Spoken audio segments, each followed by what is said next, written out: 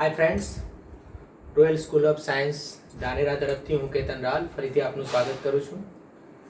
મિત્રો, આપણે ઇન્ટ્રોડક્ટરી લેક્ચરો મૂક્યા હતા અહીંયા તમારા જોવા માટે, અને હવે લોકડાઉન ફરી લંબાઈ, આપણી સ્કૂલ ફરી લંબાઈ, એટલા માટે આપણે ફરીથી વધારાના લેક્ચરો પણ અહીંયા મૂકવાના નક્કી કર્યા છે. અને એમાં કોઈ પણ માણસ જોઈ શકે એવી રીતે મેં આ લેક્ચરો મોકલ્યા છે, પ્રાઇવેટ નથી રાખ્યા, પબ્લિક લેક્ચરો છે આ, જેથી તમે આ જોઈ અને તમારો અભ્યાસ બાયોલોજીનો આગળ શરૂ કરી શકો છો. આપણે 2 ઇન્ટ્રોડક્ટરી લેક્ચરો મૂક્યા હતા જે તમે જોયા હશે. એમાં આપણે 2 વસ્તુઓ જોઈ હતી. સૌપ્રથમ જીવ વિજ્ઞાન પરિચય, એમાં જનરલ માહિતી હતી જીવ વિજ્ઞાન વિશેની. બીજા લેક્ચરમાં આપણે પ્રકરણ 1 સજીવ વિશ્વવાળું યુનિટ 1 જે છે એ શરૂઆત કરી હતી. એમાં આપણે સજીવ અને નિર્જીવ બંને શું છે એના વિશે સમજવાનો પ્રયત્ન કર્યો હતો. હવે સજીવ અને નિર્જીવ બંને શું છે એના વિશે સમજવાનો પ્રયત્ન કર્યો તો એમાં આપણે વૃદ્ધિ, પ્રજનન, ચયાપચય આ 3 વસ્તુઓ વિશે સમજણ મેળવી હતી કે આ સજીવ કહેવાય કે ના કહેવાય. હવે જીવ વિજ્ઞાનમાં જ્યારે તમે ચેપ્ટર ભણતા હોય ત્યારે તમારે એટલું યાદ રાખવાનું કે આ ચેપ્ટર કઈ ફિલોસોફી પ્રમાણે છે. મતલબ આ ચેપ્ટરમાં જ્યારે હું ચયાપચય ભણીશ, આપણે ચયાપચય કઈ એક વખત નહીં ભણીએ, ઘણી બધી વખત જોઈશું. તો આ ચેપ્ટરમાં મારે ચયાપચયની ટેકનિકલ બાબતો નથી જોવાની. આ ચેપ્ટરમાં જે હું ચયાપચય ભણીશ એ ચયાપચય હું કેવી રીતે ભણીશ કે આ ચયાપચય સજીવ અને નિર્જીવના ગુણધર્મોમાં કઈ રીતે ઇફેક્ટ આપશે. આ ચેપ્ટરના ક્વેશ્ચન પણ એવી રીતે હશે. તો અત્યારે આપણે જ્યારે ચયાપચય જોયું, જ્યારે પ્રજનન જોઈ, જ્યારે વૃદ્ધિ જોઈ, ત્યારે તમને શું ખ્યાલ આવે કે વૃદ્ધિમાં જે વસ્તુ હતી કે સજીવ અને નિર્જીવ, એમાં કેમ સજીવ જે છે અને નિર્જીવ જે છે એ બંનેનો આ ડિફાઇનિંગ પ્રોપર્ટી નથી, મતલબ ચોક્કસ ગુણધર્મ નથી, એ વિશે જાણ્યું. પ્રજનન વિશે જાણ્યું કે કઈ રીતે ચોક્કસ ગુણધર્મ નથી, અને ચયાપચય વિશે પણ જાણ્યું કે કઈ રીતે ચોક્કસ ગુણધર્મ છે. બરાબર, દેહનું કોષીય આયોજન જે છે એ કઈ રીતે ચોક્કસ ગુણધર્મ છે એ પણ આપણે જાણ્યું. તો આ 3 વિશે આપણે જે છે એ માહિતી મેળવી લીધી હતી. હવે આપણે સભાનતા વિશે જાણીશું કે સભાનતા શું છે, એ ચોક્કસ પ્રોપર્ટી છે સજીવ અને નિર્જીવની કે નથી. બરાબર, તો સભાનતા. હવે આ સભાનતા જે છે એને હું કહી શકીશ કે આ એવું લક્ષણ જે છે કે સજીવના અમુક જટિલ લક્ષણોમાંથી એક છે, અથવા તો વિલક્ષણ લક્ષણોમાંથી એક છે, એવું એના માટે કહેવાય છે. એનસીઈઆરટીમાં આના માટે ભારે શબ્દ પ્રયોગો કર્યા છે, એટલે શબ્દ પ્રયોગો જે છે એ તમારે જાણવા હોય, એને સિમ્પ્લિફાય કરવા હોય તો તમે શાંતિથી સાંભળજો કે કઈ રીતે સભાનતા જે છે એને જટિલ લક્ષણ કર્યું છે. સમજો કે તમે એક રોબોટ લાવ્યો. હવે તમે રોબોટ લાવ્યો, એ રોબોટ સમજો કે એ ખાલી એવું કરશે કે તમને આમ પાણી પાસે, તમે પાણી પી લેશો એટલા માટે એટલા વખત પછી ગ્લાસ જે છે એ લઈ લેશે. હવે આ રોબોટને એવી કશી નથી ખબર કે તમને તરસ લાગી છે કે નહીં, કે તમે 2 મિનિટમાં પી રહ્યા છો કે તમે 3 મિનિટમાં પી રહ્યા છો.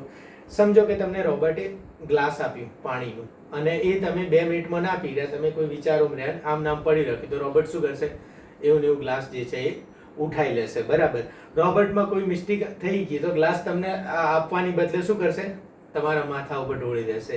એવી કોઈ પણ મિસ્ટેક થઈ ગઈ તો એ શું કરશે? ગ્લાસ જે છે એ પાણીના બદલે કઈ ગમે તે વસ્તુ ભરીને લાવી દેશે. તમને પછી આમ જોશો, તમને ખબર પડશે કે આ શું લાવ્યો. કારણ શું છે? આવું કેમ કારણ થાય છે? રોબોટ કેમ આવું કરે છે? એ કઈ જાતે કરીને કરતો નથી, પણ એ શું નથી કરી શકતો? અનુભૂતિ નથી કરી શકતો. શું નથી કરી શકતો? અનુભૂતિ નથી કરી શકતો. રોબોટ કોઈ દિવસ અનુભૂતિ ના કરી શકે. તો એ શું કરશે? પર્યાવરણ પ્રત્યેની જે સંવેદનાઓ છે, સંવેદનાઓ ગ્રહણ કરવા માટે એની પાસે કોઈ ટેકનિકલ વસ્તુ નથી. એ આપણે જે સોફ્ટવેર મૂકેલા છે ને એ જ છે કે પર્યાવરણની સંવેદનાઓ ના ગ્રહણ કરી શકે. આપણી પાસે જે આખી આપણી દૈહિક બોડી આયોજન છે એમાં આપણે શું કરીશું? પર્યાવરણ પ્રત્યેની સંવેદનાઓ શું કરીશું? ગ્રહણ કરી શકશું. બુકમાં શું લખ્યું છે કે ભાઈ પર્યાવરણની ઉત્તેજનાઓ સામે પ્રતિક્રિયા. પર્યાવરણની ઉત્તેજનાઓ જે છે એની સામે જે પ્રતિક્રિયા આપવાની સજીવનું જે આ લક્ષણ છે, વિલક્ષણ લક્ષણ છે અથવા તો શું છે, જટિલ લક્ષણ છે. હવે ધારો કે આદિકોષ કેન્દ્રીય હોય, આમાં એક વાક્ય આપ્યું છે કે ભાઈ આદિકોષ કેન્દ્રીય હોય કે સુકોષ કેન્દ્રીય હોય. આદિકોષ કેન્દ્રીય હોય કે સુકોષ કેન્દ્રીય હોય, એ દરેક પર્યાવરણ સામે પ્રતિક્રિયા આપવાની એમનામાં જે છે એ શું હશે, એમનામાં એબિલિટી છે અથવા તો શું છે, એમની ક્ષમતા છે. પર્યાવરણ સામે પ્રતિક્રિયા આપવાની એમની ક્ષમતા છે, આદિકોષ કેન્દ્રીય હોય કે સુકોષ કેન્દ્રીય. તો આ લક્ષણને એટલા માટે સજીવનું જટિલ લક્ષણ કહીશું. હવે મને કોઈ પણ નિર્જીવ હોય તો કોઈ દિવસ એ સભાન હોય ખરા? નિર્જીવ હોય એ કોઈ દિવસ સભાન ના હોય, ખાલી સજીવ જ સભાન હોય. હવે જુઓ તમે ઋતુ, એક બીજું વાક્ય આપેલું છે જે વારે વારે સ્ટુડન્ટ જે છે અમને ડાઉટમાં પૂછતા હોય કે સર આ વાક્યનો મતલબ શું થાય. એ વાક્ય શું છે કે ઋતુ સંવર્ધિત વનસ્પતિઓ અને પ્રાણીઓ બંને પ્રકારના સજીવોમાં પ્રકાશ અવધિની અસર થાય છે. જુઓ શું વાક્ય છે કે ઋતુ સંવર્ધિત વનસ્પતિ અને પ્રાણીઓ બંને પ્રકારના સજીવોમાં, જુઓ ઋતુ સંવર્ધિત વનસ્પતિ અને પ્રાણી આ બંનેમાં શું થાય, પ્રકાશ અવધિની અસર થાય છે. શાની અસર થાય છે? પ્રકાશ અવધિની અસર થાય છે. હવે આનો મતલબ સમજાવો મને. અસર થાય છે આનો મતલબ સમજાવો, નહીં સમજો. ચલો મને તો નહીં સમજાવી શકો, પણ એટલે દૂર બેઠા છો એટલે નહીં સમજાવી શકો. ઋતુ સંવર્ધિત વનસ્પતિ અને પ્રાણીમાં પ્રકાશ અવધિની અસર થાય છે એટલે એનો મતલબ શું કે જે ઋતુઓમાં જ, ચોક્કસ ઋતુઓમાં જ પ્રજનન કરતા હોય. ધારો કે કેરી જે છે એ શેમાં આવે? ઉનાળામાં જ આવે, બરાબર. હવે આ બાજુ શું ખબર પડે કે ઉનાળો આવ્યો છે કે નથી આવ્યો, કે શિયાળો આવ્યો છે? આજુબાજુ ગરમી કરી નાખીએ તો શું થઈ જાય? આ બાજુ તો એમ થઈ જાય કે ઓ આવી ગયો, બરાબર. પણ આબાને ખબર પડે છે અમુક પ્રાણીઓ ચોક્કસ ઋતુ હોય એમાં જ પ્રજનન કરે, એટલે એમના બચ્ચાઓ જે છે એ ચોક્કસ ઋતુઓમાં જ આવતા હોય, એટલે એને શું કહેવાય? ઋતુ સંવર્ધિત. સંવર્ધન એટલે પ્રજનન કરવું, બાળક આપવું, બરાબર. ઋતુ સંવર્ધિત વનસ્પતિઓ પ્રાણીઓ પ્રકાશ અવધિની અસર થાય છે એનો મતલબ શું થાય કે ચોક્કસ ઋતુમાં જે લોકો સંવર્ધન કરતા હોય એમને પ્રકાશ અવધિની, એટલે એ ઋતુઓને કેવી રીતે ઓળખે છે કે કેટલો લાંબો પ્રકાશ છે. પ્રકાશ અવધિથી ઋતુઓને ઓળખે છે. અવધિ એટલે સમય. ધારો કે સમજો ઉનાળાનો સમય હોય એટલે શું થાય છે? લગભગ 10-12 કલાક સુધી પ્રકાશ રહેતો હોય છે. શિયાળાનો સમય આવશે એટલે શું થાય? લોકો કહે કે દિવસ નાનો થતો જાય છે, એટલે દિવસ નાનો થતો જાય છે, મતલબ પ્રકાશનો સમયગાળો એ દરમિયાન માટે શું થતો જાય છે? ઓછો થતો જાય છે. એટલે આ લોકો શું કરતા હોય? પ્રકાશ અવધિ ઉપરથી એમને ખ્યાલ પડી જતી હોય કે ભાઈ આ ઋતુ જે છે એ આપણી ચોક્કસ પ્રજનન કરવાની ઋતુ છે કે નથી. ક્લિયર થઈ ગયો? આ કમ્પ્લીટ ખ્યાલ આવી ગયો. અમુક આવા વાક્યો જે છે જે બુકના હું તમને બરાબર બોલિંગ કમ્પ્લેક્સ સમજાવી દઈશ, જેથી તમારી માટે બુક રીડિંગ એકદમ ઈઝી થઈ જાય.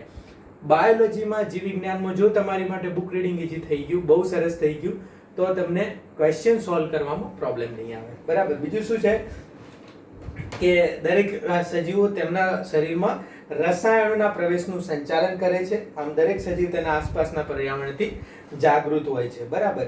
અહીંયા વનસ્પતિ હોય કે પ્રાણીઓ બંને પ્રકાશ, પાણી, તાપમાન અને સજીવ પ્રદૂષકો વગેરે જેવા બાહ્ય પરિબળો સામે પ્રતિક્રિયા આપે છે. એટલે પ્રકાશ સામે, પાણી સામે, તાપમાન સામે, આ બધા બાહ્ય પરિબળો સામે શું કરીશું? આપણે પ્રતિક્રિયા આપીશું. વધારે તાપમાન જશે તો આપણે એસી માં જઈશું, બરાબર. તાપમાન એકદમ ઓછું થઈ જશે તો આપણે બ્લેન્કેટ ઓઢીશું. આ બધા સામે જે પ્રતિક્રિયા આપવાની સજીવનું જે લક્ષણ છે એને શું કહેવામાં આવે છે? સભાનતા કહેવામાં આવે છે. ક્લિયર થઈ ગયો પોઈન્ટ તમારો? હવે હું તમને બીજી વસ્તુ કહું કે આ સભાનતા છે તો બીજી એક વસ્તુ છે મનુષ્યમાં. આ લોકોએ થોડું અલગ કરી દીધું છે કે મનુષ્ય એક જ એવું પ્રાણી છે જે શું છે? સ્વયં સભાન છે. શું છે? સ્વયં સભાન. મતલબ મનુષ્ય જે છે એ પોતાની જાતિ સભાન છે. આનો મતલબ શું થાય? થોડીક વાર અમુક વસ્તુ છે ને, થોડીક વાર તમારે વિડીયો પોઝ કરીને વિચારવાનું, કારણ કે વિચારશો નહીં તો તમને કંઈ ખબર નહીં પડે. તમારા પાસે ખાલી શબ્દો રહેશે, વિચાર નહીં આવે. અમુક વસ્તુ તમારે વિડીયો પોઝ કરીને વિચારવાનું કે આનો મતલબ શું થતો હશે. સ્વયં સભાન એટલે શું? સ્વયં સભાન એટલે શું? પહેલા કોઈ બીજા સભાન છે. હવે એક કૂતરું જે છે બરાબર, અને એ સ્વયં જ હોય ને આ સભાન, એને પોતાને જ ભૂખ લાગે. કોઈ એવું તો ના હોય કે એક કૂતરાને બદલે બીજા કૂતરાને ભૂખ લાગે અને મનુષ્યમાં સ્વયં જ ભૂખ લાગે. સ્વયં સ્વભાવ હોવું એટલે પોતાના પ્રત્યે જ્ઞાન હોવું, પોતાના હોવાનું ભાન હોવું. બરાબર સાંભળજો, સ્વયં સભાન હોવું એટલે શું થયું? પોતાના હોવાનું જ્ઞાન હોવું અથવા પોતાના પ્રત્યે ભાન હોવું. મતલબ આપણને એટલી ખબર પડે છે કે આપણે છીએ, આપણે આ સંસારમાં જીવીએ છીએ, આપણે આ કામ કરવાનું છે, આ કામ કરવું સારું છે, આ કામ કરવું ખરાબ છે, બરાબર. એવી બધી વસ્તુ આપણને ખબર પડે છે, એટલે આપણે સ્વયંને પોતે સંચાલિત કરી શકીએ છીએ. સમજ પડી? સ્વયંને પોતે સંચાલિત કરી શકીએ છીએ. પણ જે બીજા પ્રાણીઓ છે એમને સોફ્ટવેર ફિટ છે એવું કહી શકાય, બરાબર. ધારો કે સિંહ, તો એ હિંસક છે એટલે એ પોતાની કઈ પેલાથી હિંસક નથી કે બચપણમાં એની સામે શું ખૂબ અન્યાય થયા, બધા પ્રાણીઓને હેરાન કર્યો એટલે પછી હિંસક બની ગયો, પછી એને વચન લઈ લીધું કે બધાનું ખાઈ જશે. એવું નથી. એના અંદર જે સભાનતા રહેલી છે એમાં કમ્પ્લીટ હિંસક હોવાનું ક્લિયર છે. મતલબ એ ધારે તો કઈ શાકાહારી ના થઈ શકે, બરાબર. એની આખી બોડી જે રીતના બની છે એ સ્વયં સભાન નથી. એને સ્વયં ખ્યાલ નથી કે આ બધી વસ્તુ આપણે કહીએ ને કે એ તો પ્રાણી છે, પણ તારે તો સમજવું જોઈએ ને. મતલબ શું થયો આ મતલબનો? કે એ તો પ્રાણી છે એટલે એ સ્વયં સભાન નથી, પણ તારે તો સમજવું જોઈએ ને. મતલબ તું તો પોતે સ્વયં સભાન છે. સમજણ પડી? સ્વયં સભાન હોવું એટલે સ્વના હોવાની જાગૃતિ હોવી. આપણને પોતાને જાગૃતિ છે કે હા હું છું, બરાબર. તો મનુષ્ય જે છે એ બીજા પ્રાણીઓ કરતે એની જે સભાનતા છે એ અલગ થાય છે, કારણ કે એ શું છે? સ્વયં સભાન છે. હવે આ તમે જોઈ લીધું. જનરલ વસ્તુ તમે લેક્ચરમાં જોઈ લેતા હોય અથવા સાંભળી લેતા હોય, પણ તમને અમુક વાર એવું લાગતું હોય કે આટલું જે સમજો ને આ જ નોલેજ છે, તો એ વસ્તુ નથી. હવે હકીકતમાં તમે એક સાંભળશો, બરાબર, લિસન કરશો, સાંભળશો, પછી રીડ કરશો, વાંચશો અને પછી શું કરશો? પ્રેક્ટિસ કરશો.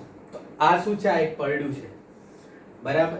લિસન, રીડ અને પ્રેક્ટિસ. તો આ જેટલું ઝડપી તમે દોડાવશો, બરાબર, એટલું ઝડપી તમારા બાયોલોજીના માર્ક્સ વધશે. સમજણ પડી ગઈ? તો આ શું હતી? સ્વયં સભાનતા હતી. હવે બીજો એક ફકરો આપેલો છે નીચે, જે તમને થોડોક ટિકલીસ કરશે અથવા તો થોડુંક તમને સમજવામાં તકલીફ પડશે. તો એ ફકરો હું તમને ક્લિયર કટ સમજાવી દઉં. શું છે? ઉચ્ચ વર્ગના સજીવોમાં જીવનની વિલક્ષણ ઘટનાઓ તેમની દેહની આંતરક્રિયાના લીધે શક્ય બને છે. સમજજો બરાબર. આમાં શું કહેલું છે કે ઉચ્ચ કક્ષાના સજીવોમાં, ઉચ્ચ વર્ગોના સજીવોમાં, ઉચ્ચ વર્ગોના સજીવોમાં દેહની વિલક્ષણ ઘટનાઓ, દેહની વિલક્ષણ ઘટનાઓ, દેહની વિલક્ષણ ઘટનાઓ તેમની દેહની વિલક્ષણ ઘટનાઓ તેમના દેહની આંતરક્રિયાઓને લીધે શક્ય બને છે. આંતરક્રિયાઓને લીધે શક્ય બને છે. સમજો હવે. ઉચ્ચ વર્ગોના સજીવોમાં દેહની વિલક્ષણ ઘટનાઓ તેમના દેહની આંતરક્રિયાઓને લીધે શક્ય બને છે. આનો શું મતલબ થાય? ઉચ્ચ વર્ગના સજીવો. હવે નિમ્ન વર્ગના અને ઉચ્ચ વર્ગના એટલે શું? આપણે નથી કહેતા કે તો ઉચ્ચ વર્ગના માણસ છે એટલે એ રીતે ઉચ્ચ વર્ગના નથી. આ ઉચ્ચ વર્ગના સજીવો એટલે કેવા સજીવો? ઉચ્ચ વર્ગના સજીવો એટલે કેવા સજીવો? સુકોષ કેન્દ્રીય. પહેલું તો સુકોષ કેન્દ્રીય. હવે આદિકોષ કેન્દ્રીય અને સુકોષ કેન્દ્રીય વચ્ચેનો તફાવત આપણે ચેપ્ટર 2 માં ડિટેલમાં જોઈશું, બરાબર. એક તો ઉચ્ચ વર્ગના એટલે સુકોષ કેન્દ્રીય અને બીજું ઉચ્ચ વર્ગના એટલે જટિલ કોષીય આયોજન ધરાવતા. જટિલ કોષીય આયોજન ધરાવતા એટલે કે એક કોષના ના હોય, આયોજન ધરાવે. આપણે શું છે? જટિલ કોષીય આયોજન ધરાવીએ છીએ એટલે આપણે ઉચ્ચ વર્ગના થઈ ગયા. હવે આમનો જે દેહ બનેલો હોય છે એક વસ્તુથી તો બનેલો હોતો નથી. આપણો દેહ છે એ શેનાથી બનેલો? ઘણા બધા કોષો ભેગા થઈ અને આપણો દેહ બનાવે છે. એટલે એમને એમ કીધું છે કે આ કઈ બનાવટથી કે કોષોની બનાવટથી, ધારો કે આપણે કહીએ કે કોષ શેનાથી બને, તો કોષ ચેપ્ટરમાં તો જોઈશું આપણે, પણ એનો મતલબ છે કે આ લિપિડ અને પ્રોટીનના લેયરથી કોષ બનેલો છે. તો એનો મતલબ કે લિપિડના પ્રોટીનના લેયરથી આપણે આટલો મોટો થપ્પો બનાવી લઈશું તો એ થોડો કઈ સજીવ કહેવાશે? ના, એ સજીવ નહીં કહેવાય. આ આપણી શરીર જે વસ્તુથી બનેલી છે એવી બધી વસ્તુ ભેગી કરી અને આપણે આમ કંઈક બનાવી દઈશું તો એનાથી એ વસ્તુ જે છે એ સજીવ નહીં બને. ધારો કે તમને કોઈ કહે કે આ કાર જે છે લોખંડની બનેલી છે, તો તમે લોખંડની સુથાર પાસે એક્ઝેક્ટ એવી કાર બનાવી દેશો તો ચાલશે ખરી? ના, એ નહીં ચાલે. બરાબર, પેલી કાર જ ચાલશે, કારણ કે એમાં એન્જિન નામની એક એવી વસ્તુ છે જે આખી જે કારની મશીનરી છે એને શું કરે છે? સાંકળે છે, આંતરક્રિયા કરાવે છે. એટલે આપણો આખો દેહ છે. હવે આ ફકરામાં એવું સમજાયું છે, બરાબર ધ્યાન રાખજો કે આ કોષ છે કે નહીં, તો કોષ એના બનાવટના વસ્તુઓના લીધે કે જે વસ્તુઓના લીધે બનેલો છે એના લીધે એ સજીવ નથી, પણ એ કોષની અંદર જેટલી અંગિકાઓ છે, બરાબર ધ્યાન રાખજો કે જ્યારે ધારો કે આ કોષ કેન્દ્ર છે, આ જે છે આ શું છે? કણાભસૂત્ર છે, આ ગોલ્જી બોડી છે, આ અંતઃકોષરસ જાળ છે, એની ઉપર આ ત્યાં રિબોઝોમ છે.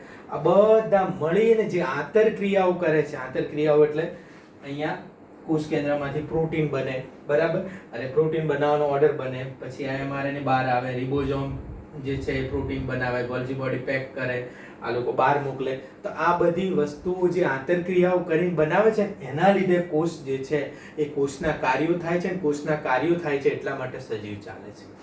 સમજણ પડી? ફરી કોષ પછી શું આવશે? કોષો બધા ભેગા થઈને શું આવશે? પેશી આવશે.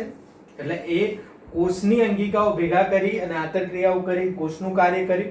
હવે બધા કોષો ભેગા કરી અને પેશીનું કાર્ય કરશે. એટલે મતલબ શું થયો કે પેશી જે છે એ પોતે શાનાથી બનેલી છે એનાથી ઓળખાતી નથી, અથવા તો એનો કોઈ મતલબ નથી. બધા કોષો ભેગા થઈને જે આંતરક્રિયાઓ કરશે એનાથી મતલબ છે. સમજો કઈ કઈ વસ્તુ લખેલી છે ફરીથી જુઓ. પેશીના ગુણધર્મો તેના બંધારણને લીધે નથી, પરંતુ તેના બંધારણમાં રહેલા કોષો વચ્ચેની આંતરક્રિયાનું પરિણામ છે. ડન થઈ ગયું. બીજું શું લખ્યું છે? એ જ રીતે કોષીય અંગિકાઓના ગુણધર્મ, આ બધી અંગિકાઓ, કોષીય અંગિકાઓના ગુણધર્મો તેના આણ્વીય બંધારણને લીધે નથી, પરંતુ તેમાં રહેલા આણ્વીય ઘટકો. જો આણ્વીય બંધારણ અને આણ્વીય ઘટકો, બરાબર યાદ રાખજો કે આ જે કોષમાં રહેલા આણ્વીય બંધારણ એટલે શું થાય કે આ કોષ આણ્વીય બંધારણ એટલે શું થાય? આમાં લિપિડ છે, આમાં પ્રોટીન છે, આમાં કાર્બોહાઈડ્રેટ છે, બરાબર, અથવા તો કોષ દિવાલ હોય તો સેલ્યુલોઝ છે. આ બધું ભેગું થઈને જે બંધારણ બનાવે શું કહેવાય? આણ્વીય બંધારણ. સમજણ પડી? આણ્વીય બંધારણ એટલે શાનાથી બનેલું છે. અને આ શું કે છે? પરંતુ તેમાં રહેલા આણ્વીય ઘટકો, આણ્વીય ઘટકોના કારણે છે. આણ્વીય ઘટકો એટલે શું થાય? બરાબર ધ્યાન રાખજો. આણ્વીય ઘટકો એટલે આ ન્યુક્લિયસ છે, બરાબર, ન્યુક્લિયસ બધા ભેગા થઈ પછી આ કણાભસૂત્ર છે, પછી આ રિબોઝોમ છે, આ ગોલ્જી કાય છે, આ અંતઃકોષરસ જાળ છે. તો આ બધા કોન્સ્ટિટ્યુયન્ટ બધા ભેગા થઈને જે આંતરક્રિયાઓ કરે છે એના લીધે કોષનું જે છે એ સજીવ ક્રિયાઓ થાય છે. બધા ઘટકો ભેગા થવાથી કે આણ્વીય બંધારણથી કંઈ મતલબ નથી. બાકી તો શું થાય? આવું નવું આણ્વીય બંધારણ આપણે બહાર બનાવી લઈએ. જો કદાચ એમની આંતરક્રિયાના લીધે ના થતું હોત તો શું થાત? આવું કોષ જેવું બહાર બનાવતા કેટલી વાર થાય? તો આપણે જોતા કેટલી વાર કે યસ આમાં આટલું લિપિડ છે, આટલું પ્રોટીન છે, ચલો નાખો, ક્લિયર કરી દો, કમ્પ્લીટ, બહાર બનાવી દો કોષ. પણ એવું નથી થતું. આપણે નથી કહેતા કે રુધિર બહાર નથી બનાવી શકતું. હવે રુધિર નહીં કે એક વસ્તુ આપણે જાણીએ છીએ, પણ રુધિર બહાર નથી બનાવી શકતા. કેમ? કારણ કે આંતરક્રિયાઓના લીધે રુધિર છે, કઈ બહાર એની બનાવટના લીધે નથી. બનાવી તો દઈએ આપણે એવું ને એવું, પણ પછી બોડીમાં નાખીએ એટલે કામ ના કરે, આંતરક્રિયા ના કરે, સેટ ના કરી શકે. સમજણ પડી ગઈ? વાક્ય બહુ મસ્ત છે, ફકરો બહુ મસ્ત છે, તમને સમજણ પડી જવી જોઈએ. બરાબર. હવે બધાના લીધે પણ નથી, પરંતુ તેમાં રહેલા આણ્વીય ઘટકો વચ્ચેની આંતરક્રિયાનું પરિણામ છે. આયોજનના ઉચ્ચ સ્તરે આ આંતરક્રિયાઓ ઉચ્ચ ગુણધર્મોમાં પરિણમે છે. આયોજનના ઉચ્ચ સ્તરે એટલે કોષનું આયોજન હોય તો આંતરક્રિયાઓ કોષ લેવલે હોય, પેશીનું આયોજન હોય તો આંતરક્રિયાઓ પેશીના લેવલે હોય, પછી પેશીમાંથી શું બનશે? અંગનું આયોજન હોય તો આંતરક્રિયાઓ અંગના લેવલે હોય બધી, અને પછી અંગતંત્રનું આયોજન હોય તો આ આંતરક્રિયાઓ અંગતંત્રના લેવલે હોય, પછી સજીવ દેહનું આયોજન. એટલે જેમ જેમ ઉચ્ચ સ્તર ઉપર જાય એમ આ આયોજન સ્તર જે છે વધતા જાય છે અથવા તો ઉચ્ચ ગુણધર્મોમાં પરિણમે છે. દરેક સ્તરે સંગઠનાત્મક જટિલતાની શ્રેણીમાં આ ઘટનાઓ સાચી છે. દરેક સ્તરે એટલે કોષમાં આ ઘટનાઓ, કોષના લેવલે, પેશીના લેવલે, અંગના લેવલે, અંગતંત્રના લેવલે, જે લેવલે આગળ જઈશું ત્યાં આ ઘટનાઓ સાચી છે. બરાબર. આથી આપણે કહી શકીએ કે સજીવો સ્વયંજનિત, સ્વયં વિકસિત બાહ્ય ઉત્તેજનાઓ સામે પ્રતિબંધ દાખવવાની ક્ષમતા ધરાવતા અને એકબીજા પર અસર કરતા સ્વયં નિયંત્રિત તંત્રો છે. એટલે આવી રીતના આપે તમને કે કારણ આપો કેમ આવું છે, સ્વયંજનિત, સ્વયં નિયંત્રિત બાહ્ય ઉત્તેજનાઓ સામે પ્રતિક્રિયા આપતા, એકબીજા ઉપર અસર કરતા સ્વયં નિયંત્રિત તંત્રો છે. આવું કેમ છે? તો આ કેમનો જવાબ શું આવશે? કારણ કે એ જે આયોજન છે એ એમની અંદરની આંતરક્રિયાઓ દ્વારા શક્ય છે, એમના બંધારણથી, બરાબર, આણ્વીય બંધારણથી શક્ય નથી. બરાબર, અથવા તો આણ્વીય બંધારણથી એનો કોઈ મતલબ નથી, પણ એમની આંતરક્રિયાઓના કારણે એ સજીવ ગુણધર્મો ધરાવે છે. ક્લિયર થઈ ગયું તમને? બરાબર. એટલે શું હતું? આ જે હતું આ આપણે ચેપ્ટરનો ફર્સ્ટ પાર્ટ તો જીવ વિજ્ઞાન, પછી કીધેલું છે કે પૃથ્વી પર રહેતા સજીવોના જીવનની, તેમના ઉદ્વિકાસની વાર્તા છે. એ વાર્તા આપણે કરતા જઈશું, આગળ ભણતા હશું તેમ. સજીવોના ઉદ્વિકાસની અને એમના જીવનની આ વાર્તા છે. દરેક સજીવો વર્તમાન, ભૂતકાળ અને ભવિષ્ય સામાન્ય જનીન દ્રવ્યની વહેંચણી દ્વારા એકબીજા સાથે સંકળાયેલા છે, પરંતુ આ જનીન દ્રવ્ય બધામાં વિવિધ અંશે ઓછું વધતું હોય છે. અમુક એવા વાક્યો આપેલા છે જે આપણે ચેપ્ટરો આગળ ભણશું. એટલે આપણામાં બધામાં એક જેવા જનીન દ્રવ્યો છે, બરાબર, પણ થોડા ઘણા વધતા ઓછા છે, જેના કારણે આપણે વિવિધ છીએ. હવે આવશે વિવિધતા. બરાબર. આપણા પાસે શું છે? એવા બધા વસ્તુઓ છે આપણી પાસે. ધારો કે આપણે કઈ બધા પાસે ડીએનએ છે, પણ ડીએનએ માં કંઈક ફરક છે, અથવા તો જનીન દ્રવ્યોમાં આપણે કંઈક ફરક છે, જેના કારણે આપણે વિવિધ છીએ, અલગ છીએ.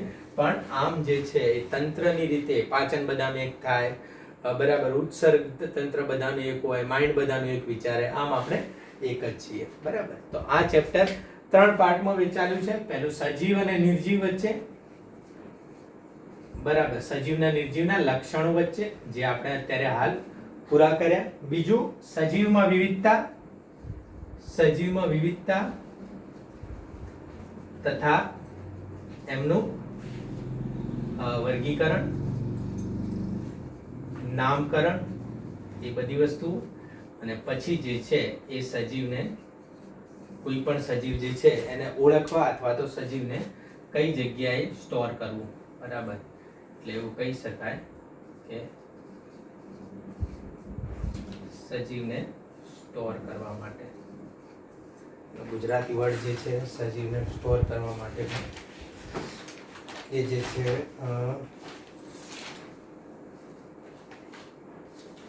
વર્ગીકરણના સાધનો. સજીવને વર્ગીકરણના સાધનો.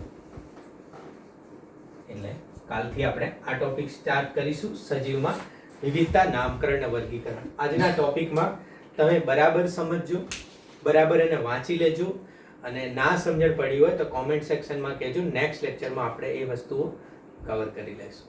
Thank you friends, thank you very much.